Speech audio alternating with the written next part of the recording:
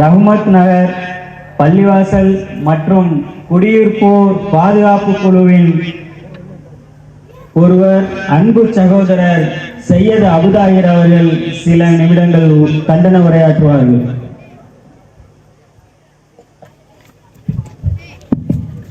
அஸ்ஸலாமு அலைக்கும் வரஹ்மத்துல்லாஹி வபரகாத்துஹு.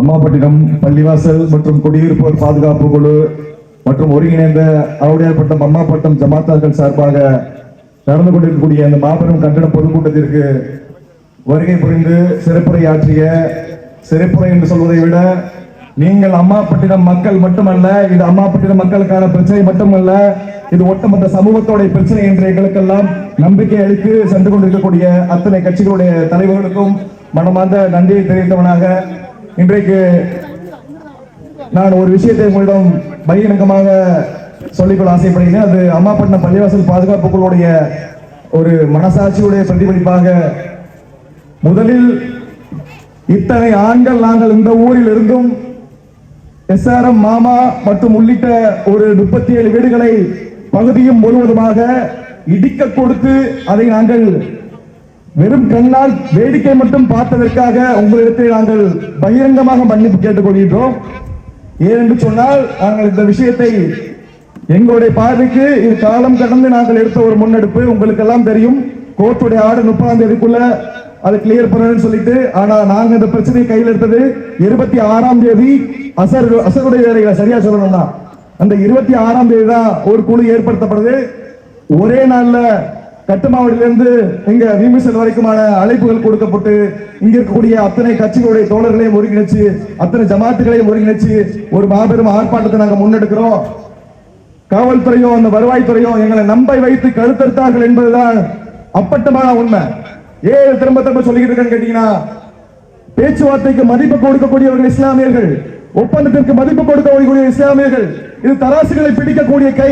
இந்த அம்மாப்பட்டினம் என்பது வணிக சமூகம், உலகம் முழுவதும் சென்று இவர்கள் வணிகம் செய்யக்கூடியவர்கள், தராசுகளை பிடித்த கைகள். இவர்களுடைய வார்த்தை சுத்தமாக இருக்கும் என்று நம்பி நாங்கள் எல்லாம் எங்களுடைய சொந்த ஊருக்கு சொந்த வேலைகளுக்கு சென்ற நேரத்தில் இவர்கள் எங்களுடைய இல்லங்களுக்கு புல்டோசரை கொண்டு வந்து நிறுத்தி விட்டார்கள். வருவாய்த்துறைக்கும் காவல்துறைக்கும் இந்த கட்சிகளுடைய தலைவர்கள் வந்து பேசிவிட்டு சென்றதுனால நான் சொல்லல, இன்ஷா அல்லாஹ் சொல்றோம். அம்மாப்பட்டத்துடைய இளைஞர்களுடைய பிரதிநிதிகளாக சொல்றோம், அம்மாப்பட்டம் பள்ளிவாசல் பாதுகாப்பு குழு சார்பாக சொல்றோம், இன்ஷா அல்லாஹ் இனிமேல் அம்மாப்பட்டத்தை ஒரு வீடு இடிக்கணும்னா இந்த பாதுகாப்பு குழுவை தாண்டி எங்களுடைய ஜனாசாக்கள் மீது அந்த வீடுகளை எடுத்துக் கொள்ளட்டும் இன்ஷா அல்லாஹ். தக்பீர். இது ஏன்னு சொன்னால் மேடைக்காக சொல்லல, உளப்பூர்வமாக சொல்றோம். இன்ஷா அல்லாஹ் எங்களுக்கு வேற வேலை கிடையாது. எல்லாரும் கடை வச்சிருக்கிறோம், எல்லாரும் தொழில் செய்யறோம், எல்லாரும் வேலைகள்ல இருக்கிறோம். இருந்தாலும் எங்களுடைய கண்கள் இனிமேல் அம்மாப்பட்டத்தை விட்டு நகராது இன்ஷா அல்லாஹ். இந்த பிரச்சனையை முடிக்க வரைக்கும் யாரும் போறது கிடையாது. ஏன்னு சொன்னா அன்னைக்கு 200 சகோதரர்கள் நிக்கிறாங்க, அத்தனை பேர் கையில செல்போன் இருக்குங்க, உலகமே பார்க்குது, எல்லாரும் வீடியோ எடுத்து அனுப்புறதுக்கு தயாராண்டாங்க. அண்ணர்கள் சொன்னது போன்று, தலைவர்கள் சொன்னது போன்று யாரும் சாலைகள் உட்கார்ந்து தயாரா இல்ல. அது நான் பலகீனமா சொல்லல. ஏன்னு சொன்னா நம்ம அந்த மாதிரியான விஷயங்கள்ல கடந்த காலங்கள்ல அதையெல்லாம் செய்து பழக்கம் இல்லை. நமக்கு பிறப்போம், வளருவோம், வேலைகளுக்கு செல்வோம், கடை வச்சிருப்போம், வீடு கட்டுவோம், வாழ்வோம். ஒரு சுமூகமான மனநிலை, ஒரு சாதாரண ஒரு குடிமகன், ஒரு சாதாரண மனிதனுக்கு கூடிய அந்த அடிப்படை தேவைகள் அதை நிறைவேற்றிட்டா போதும். நம்மளோட வாழ்க்கையோட லட்சியமா இந்த அம்மாப்பட்ட வாசிகளுக்கு என்ன இருக்கும்? அதிகபட்சமா அம்மாப்பட்ட வாசிகள் சொல்றதை விட சமுதாய மக்களுக்கு என்ன இருக்கும்? ஒரு நல்ல வீடு, ஒரு அழகான மனைவி, 2 குழந்தைங்க, ஒரு காரு, ஒரு 5 சென்ட் இடம். இப்படியே நம்ம வாழ்ந்து விட்டதோடைய வெளிப்பாடுதான் இன்னைக்கு காவல்துறை 50 பேர் இருக்கிறோம், மக்கள் 500 பேர் இருக்கிறோம். ஆனா காவல்துறையை பார்த்து இந்த மக்கள் பின்னாடி ஓடக்கூடிய ஒரு அவலமான நிலை. கருப்பு நவம்பர் ஸ்டேட்டஸ் புத்தகம் என்னங்க போகுது? கருப்பு நவம்பரா? யாருக்கு கருப்பு நவம்பர்? நவம்பர் 1 கருப்பு தினம், கருப்பு தினம் சொல்லிட்டு ஸ்டேட்டஸ் வைக்கிறமே என்னங்க ஆகுது? ஆனா ஒரு விஷயத்தை அம்மாப்பட்ட மக்கள் புரிஞ்சுக்கணும், அம்மாப்பட்ட பெண்கள்கிட்ட இருக்கக்கூடிய தைரியம் நம்மகிட்ட இல்லைங்க. வெளிப்படையா சொல்ற, பெண்களோட தாய் குழந்தைகள் நிக்கிறாங்க ரோட்ல. நம்ம ஒரு உத்தரவு போட்டுட்டோம்னா ரோட்டை பறிச்சு உட்கார்ந்துருப்பாங்க சகோதரிங்க. ஆனா நம்ம பண்ண தவறிட்டோம். ஏன்னா நம்ம அந்த நேரத்துல களத்துல இல்லாத விளைவு பார்த்தோம். நம்ம உத்தரவு போட்ட அதிகாரிங்க இந்த காவா வரைக்கும் காவா தாண்டி வர மாட்டோம். அந்த காமாவை தாண்டி வர மாட்டேன்னு சொல்லிட்டு நம்பி நம்மள கழுத்தெடுத்துட்டானுங்க.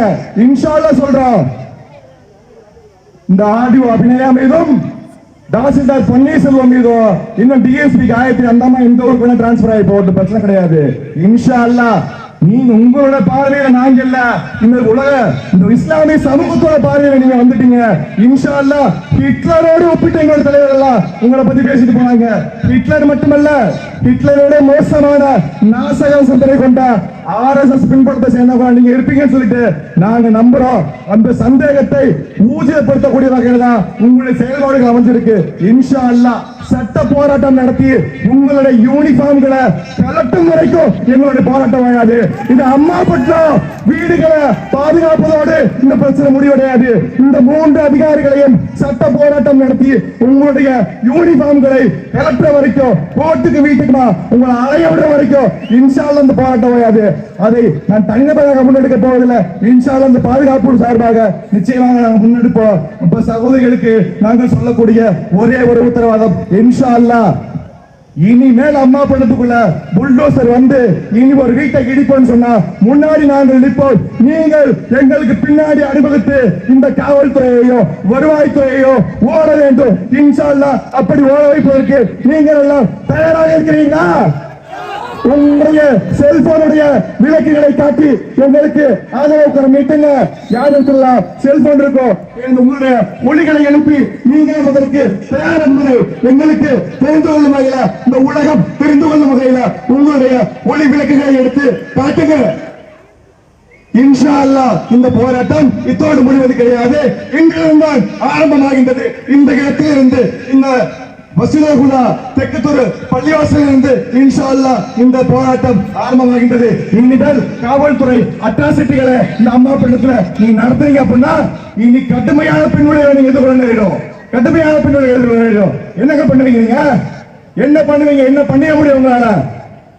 சில சகோதரர் சொல்றாங்க, என்ன சொல்றாங்க, 7 வண்டி வந்திருக்கு. என்ன வந்திருக்கு? 7 வண்டி நிப்பாட்டிருக்காப்பா, வச்சிரா வண்டி வந்திருக்குப்பா. நான் கேட்கிறேன், 7 வண்டியில 50 பேரை ஏத்தனா கூட 350 பேர் தான் ஏத்த முடியும். 300 தான் ஏத்த முடியும். இங்க 2700 பேர் உட்கார்ந்துருக்கோமே, நம்மள ஏத்துறதுக்கு வேண்டிய வாகனம் இருக்கா? இல்ல இங்க பேசி தலைவர் சொன்னாங்களே, இன்று எங்களோடு அனைத்து கட்சிகளை சேர்ந்த அனைத்து ஊர ஜமாத்தை சேர்ந்த அத்தனை இளைஞர்களை ஒன்றிச்சு வச்சிருக்கோம். இன்ஷா அல்லாஹ் அம்மா படத்தை தொட்டா அதிராம்பட்டத்துல இருந்து ராமநாடு வரைக்கும் சாலை மறியல் பண்ணி ரோட்ல உட்காருங்க, நீங்க எடுத்து நடத்துங்க சொல்லிட்டு எங்களுக்கு உத்தரவு அளிச்சிருக்காங்க. நீங்க அம்மா படத்துல கை வச்ச அப்படின்னா ஒட்டுமொத்த ஈசியாரோ சாலைகள் ஸ்தம்பிக்கும். இன்ஷா அல்லாஹ் எல்லா ஊர்களையும் சாலை மறியல்ல எங்களுடைய தோழர்கள் ஈடுபடுவாங்க. நாங்கள் தனி ஊர் கிடையாது, அம்மாபட்னம் என்பது தனி ஊர் கிடையாது. ஏன்னா எங்களுடைய கான்டாக்ட் உலகத்துல எவன்கிட்ட இருக்காது. சந்திரகிரகத்துல கூட எங்களுக்கு கடை வச்சிருப்பான். அம்மாபட்னத்துக்காரன் என்ன பண்ணிப்பான்? சந்திர மண்டலத்துல மனிதர்கள் வாழக்கூடிய சூழ்நிலை இருந்தா அங்க கூட என்ன பண்ணலாம், கடை வச்சிருப்பாங்க. எங்களுடைய கான்டாக்ட் அந்த அளவுக்கு இருக்கு. நீங்க தேவையில்லாம உங்களுடைய பேச்சை நம்பி நாங்க போய் உலகம் வந்துட்டோம். ஒரு மூமின் ஒரு நாளாம் கூட்டுப்படுவான், இன்னொரு கூட்டுப்படவே மாட்டான். இன்ஷா அல்லாஹ், இன்ஷா அல்லாஹ் திப்பு சுல்தானுடைய வாரிசுகளாக நாம் இந்த களத்திலே நின்று இனி வரக்கூடிய, அதாவது கழுத்துக்கு மேல உதவும் கத்தி வந்துச்சுங்க. இந்த பிரச்சனை, இந்த கோர்ட்டு தீர்ப்பு, கண்டெம்ட் ஆஃப் கோர்ட்டு, நிறைய புரியாத விஷயங்கள்லாம் சொல்லுவாங்க. ஒன்ன புரிஞ்சுக்கிறீங்க, இன்னைக்கு அம்மா பட்டத்தோட விஷயம் வெட்ட வெளிச்சமாயி போச்சு. அம்மா பட்ட விஷயம் வெட்ட வெளிச்சமாயி போச்சு. இந்த அதிகாரி மட்டும் கிடையாது, இனி புதுசா வெவ்வேறு அதிகாரிகள் வெவ்வேறு காலகட்டத்துல வரதான் போறா, பேப்பர் நோண்டதான் போறா. என்ன போட்டிருக்க நீ? அது என்னையா போட்டிருக்க நீ? யூடிஆர்னு சொல்லுவாங்க. 1975 அப்புறமா இந்த அரசு அந்த நிலங்கள் எல்லாம் வகைப்படுத்தக்கூடிய அந்த விஷயங்களை என்ன பண்றான், இவன் வந்து கம்ப்யூட்டர்ல ஏத்துறான். அந்த யூடிஆர்ல என்ன பண்றது, பள்ளிவாசல் கோலம்னு போட்டு. பள்ளிவாசல் கோலம் எதுக்கு இருக்கும்? பள்ளிவாசல் கோலம் என்பது ஒழு செய்வதற்காக இங்குள்ள ஜமாத்துகளால ஏற்பாடு செய்யப்பட்ட கோலம். அப்ப என்ன ஆகுது? அந்த சகோதரர் ஆசா சொன்னார், இந்த வழக்குகளை எடுத்து சொல்லக்கூடிய ஆசா சொன்னாப்ல, தலைவர் எல்லாம் விசாரிச்சு பார்க்கும்போது 1970 சமயங்கள்ல ஒரு கடல் சீட்டம் ஏற்பட்டுச்சு. அப்போ ஒப்பு என்னாச்சு, நம்மளுடைய பகுதிகள் எல்லாத்தையும் ஒப்புணை ஏறிது. அப்ப இருந்த அந்த குளத்தை என்ன பண்றோம், ஜமாத்தோடைய குளத்தை நம்ம தூத்துக்கு என்ன பண்றோம், பள்ளிவாசல் கட்டுறோம். அதுக்கு ஜமாத்து என்ன பண்ணுது, ஜமாத்துக்கு சொந்தமான அந்த நிலத்தை என்ன பண்ணுது, மக்களுக்கு கொடுத்துருக்கு. இது உனக்கு என்ன பிரச்சனை? வழக்கு போட்டவர் யாரு? அதெல்லாம் பிரச்சனை கிடையாதுங்க. உனக்கு என்ன பிரச்சனை? இது பள்ளிவாசலுக்கு சொந்தமான நிலத்துல இந்த ஜமாத்தை சேர்ந்த மக்கள் குடியிருப்பதுல உனக்கு என்ன பிரச்சனை? அப்போ தீர்ப்பு கொடுத்த 15 நாளைக்குள்ள நீ வந்து அகற்று அப்படின்னா இதே மாதிரியான தைரியத்தோட நீ சாஸ்திரா காலேஜ் இப்ப எடுப்பியா, இல்ல சென்னை SRM காலேஜ் எடுப்பியா, அல்லது தமிழ்நாடு முழுக்க இருக்க 4822 அரசு அலுவலகங்கள் அதை எடுப்பியா நீ? அப்ப நான் கேஸ் போடுறேன். இந்த கேஸுக்கு தீர்ப்பு கொடுத்த மதுரை உயர்நீதிமன்றமே ஏழு கட்டப்பட்டிருக்கு. நான் கேஸ் போட்டேன்னா மதுரை ஹைகோர்ட்டை நீ இடிப்பியா? அப்படி கேஸ் போட போறது இல்ல, அது நடக்கவும் போறது இல்ல, சொல்ற ஒரு பேச்சுக்கு. அப்ப இவங்க எல்லாமே என்ன பண்ணாங்கன்னா இது கோர்ட்டு தீர்ப்பு, கண்டென்ட் ஆஃப் கோர்ட்னு சொல்லிட்டு நம்ம முட்டாளாக்கிட்டு இருக்கிறான். நம்ம ரோட்டுக்கு வந்து போவது வரைக்கும் இதுக்கு தீர்வு என்பது கிடையாது. இன்ஷா அல்லாஹ் போராட்டம் ஒன்றுமே தீர்வு, போராட்டம் ஒன்றே தீர்வு, போராட்டம் ஒன்றே தீர்வு. வாழ்ந்து கோழைகளாக வாழ்ந்து நினைப்பதை விட வீரர்களாக போராடி சாவோம். இன்ஷா அல்லாஹ் அல்லாஹ் நம்மை புரிந்து கொள்வார், நம்முடைய போராட்டங்களை புரிந்து கொள்வார். இன்ஷா அல்லாஹ் சகோதரர்கள் அத்தனை பேர் துவா செய்யுங்க. நீங்க போராட்டங்களுக்கு வாங்க. ஒரே ஒரு அறிவிப்பு தான் செய்வோம் இன்ஷா அல்லாஹ். அப்படி ஒரு பிரச்சனை வருது, அப்படி ஒரு இஷ்யூ ஆகுது அப்படின்னா பள்ளிவாசல் மைக்ல ஒரே ஒரு அறிவிப்பு தான் வருவோம். எது இருந்தாலும் வீட்டுல போட்டு என்ன பண்றோம், ரோட்ல வந்து பார்க்காத. இனி பேச்சுவார்த்தை கிடையாது, மண்ணாங்கிட்டே கிடையாது. ஒன்று பேச்சுவார்த்தைக்கு ஆயிரத்து வர போறேன். இனி பேச்சுவார்த்தை கிடையாது, மண்ணாங்கட்டியும் கிடையாது. நீ ஜேசிபி கொண்டு வந்தா ஜேசிபிக்கு படுக்கிற முதல் நான் இருப்பேன். எனக்கு பின்னாடி தோழர்கள் இருப்பாங்க. அதற்கு பின்னாடி இந்த மகளிர், இந்த மக்கள், இந்த மகளிர் அத்தனை பேரும் வந்திருப்பாங்க. இன்ஷா அல்லாஹ் இனி அம்மா பேருக்குல ஒரு செங்கலை கூட தொட விட மாட்டோம் அப்படிங்கறத இந்த பள்ளிவாசல் பாதுகாப்பு சார்பாக நான் தெரிவித்துக் கொண்டு இந்த போராட்டத்திற்கு ஆதரவளித்த அத்தனை உள்ளங்களுக்கும் முக்கியமா சொல்லணும்னா சகோதரிகள் வாலண்டியர் செய்யக்கூடிய சகோதரன் காசிமாவுடைய மனைவியார் உட்பட அந்த குழுவினருக்கு ஒரு மனமார்ந்த நன்றி. ஏன்னா கிட்டத்தட்ட 4 மணிலிருந்து ஒரு 10 மணி ஆக போகுது. இது வரைக்கும் இந்த தன்னார்வலர்களாக அவங்க செஞ்சுக்கிட்டு இருக்க பணிங்கிறது நல்லா அவங்களை பொருந்திக்கணும். அந்த தோழிகளுக்கு சகோதரிகளுக்கு தயவு செஞ்சு ஒத்துழைப்பு கொடுங்க. அவங்களுடைய பணிகள் நல்லா பொருந்திக்கணும். அதே போன்று எங்களுடைய அழைப்பை ஏற்று வருகின்ற அத்தனை ஜமாத் தலைவர்களுக்கும் மனமார்ந்த நன்றி. இறுதியாக இன்ஷா அல்லாஹ் முறைப்படியான நன்றியுரையை வழங்குவதற்காக சகோதரர் ஷேக் அலாவுதீன் அவர்களை அழைக்கின்றேன். அஸ்ஸலாமு அலைக்கும் வரஹ்மத்துல்லாஹி தஆலா வ பரகாத்துஹு.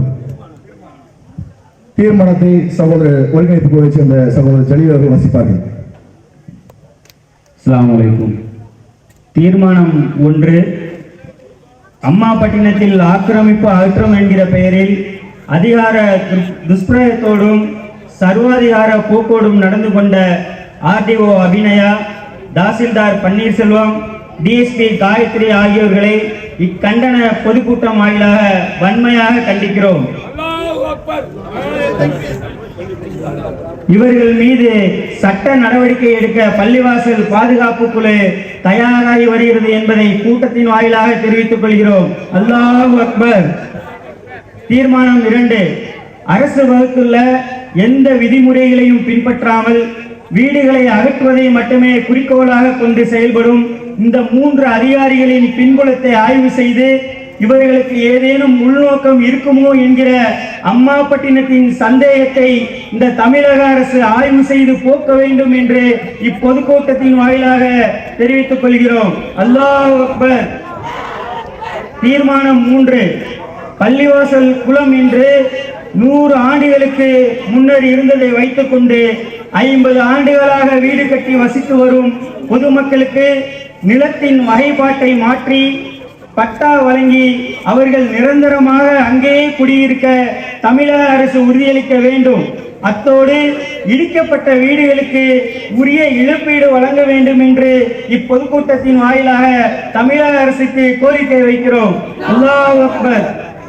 தீர்மானம் எண் 4, எங்கள் ஊர் மக்களின் வீடுகள் மற்றும் கடைகளை தரைமட்டமாக்கிவிட்டு அதன் வளங்களை டெண்டர் மூலம் விற்பதற்கு வருகிற 7/11/2025 வெள்ளிக்கிழமை என்று ஏலம் இட இருக்கிறது இந்த சர்வாதிகார அதிகாரி கும்பல். ஒரு கைப்பிடி மண்ணை கூட வெளியே கொண்டு போக விடாமல் எங்க ஊரில் உள்ள ஆரம்ப சுகாதார நிலையம், அரசு மேல்நிலை பள்ளி, அரசு நடுநிலை பள்ளி மற்றும் தொடக்க பள்ளிகளுக்கு அங்குள்ள வளங்களை கொடுக்க வேண்டும் என்று இக்கண்டன பொதுக்கூட்டம் வாயிலாக கோரிக்கை வைக்கிறோம். தீர்மானம் எண் 5, SIR என்கிற பெயரில் கொள்ளைப்புறமாக NRC, CAA போன்ற சிறுபான்மையின மக்களுக்கு எதிராக கொண்டு வரும் இந்த திட்டத்தை அமல்படுத்தும் இந்த மகா மோசமான இந்த திட்டத்தின் மூலம் பல லட்ச வாக்காளர்களை நீக்கிவிட்டு தமிழகம் உட்பட பிஜேபி அல்லாத மற்ற மாநிலங்களில் இந்த பாசிச பிஜேபி அரசு நுழைய வேண்டும் என்கிற வக்கிர புத்தியோடு கொண்டு வந்த இந்த SIR திட்டத்தை தமிழக அரசு வழக்கு தாக்கல் செய்தும் சட்டமன்றத்தில் தீர்மானம் இயற்றியும் தமிழகத்தில் அமல்படுத்தி இருக்கக்கூடிய இந்த SIR-ஐ உடனடியாக நீக்க வேண்டும் என்று இந்த பொதுக்கூட்டத்தின் வாயிலாக கோரிக்கை வைக்கிறோம். அல்லாஹ் அக்பர். அஸ்ஸலாமு அலைக்கும். இறுதியாக இல்ல சகோதரிகள் கொஞ்சம் போறாங்க, ஒத்துழைப்பு கொடுங்க அவங்களுக்கு கொஞ்சம். Subscribe to Creativity channel, like, share and comment, and click on the notification bell so that you'll be notified every time we post a new video.